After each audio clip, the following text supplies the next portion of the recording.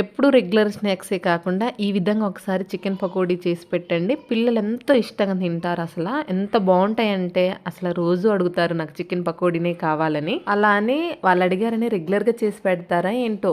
అలా చేయకండి. ఇప్పుడున్న ప్రజెంట్ ఉన్న సిచ్యువేషన్లో ఏదైనా మితంగానే తినాలి. అతిగా తింటే అనారోగ్యాలకి గురవుతున్నాము. ఫస్ట్ అయితే చికెన్ పకోడీకి చికెన్ని చాలా చిన్న చిన్న పీసెస్గా కట్ చేసుకోండి. అందులో కారం, పసుపు, మసాలా, అల్లం వెల్లుల్లి పేస్ట్, ఉప్పు తగినంత వేసి కలుపుకోండి మంచిగా. చికెన్ పకోడీ క్రిస్పీగా రావాలంటే కార్న్ఫ్లోర్ వేయండి. ఈ కార్న్ఫ్లోర్ లైట్గా పైన జస్ట్ కోటింగ్ ఇచ్చుకొని మంచిగా కలుపుకొని ఇంకేముంది వేడి వేడి ఆయిల్లో పకోడీలు వేసుకోవడమే. చూసారా ఎంత ఈజీగా అయిపోయిందో. పకోడీ వేసినప్పుడు కొంచెం దూరంగా నిలబడండి. ఎందుకంటే అది పచ్చి మాంసం కదా.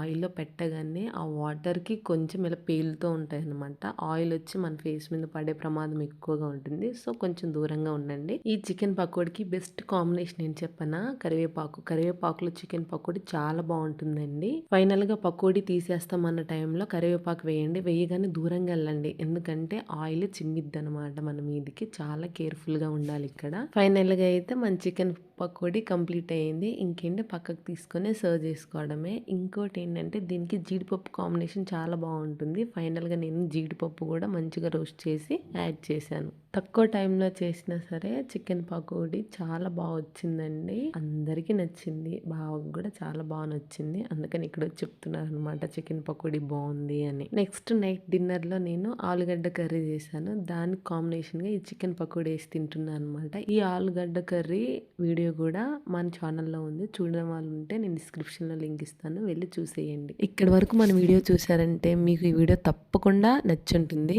ఈ వీడియో కానీ మీకు నచ్చినట్టయితే తప్పకుండా లైక్ చేయండి, షేర్ చేయండి, మీ ఫ్రెండ్స్కి ఫార్వర్డ్ చేయండి. సబ్స్క్రైబ్ చేయడం మాత్రం అస్సలు మర్చిపోకండి. నెక్స్ట్ వీడియోతో మళ్ళీ కలుద్దాం. బాయ్.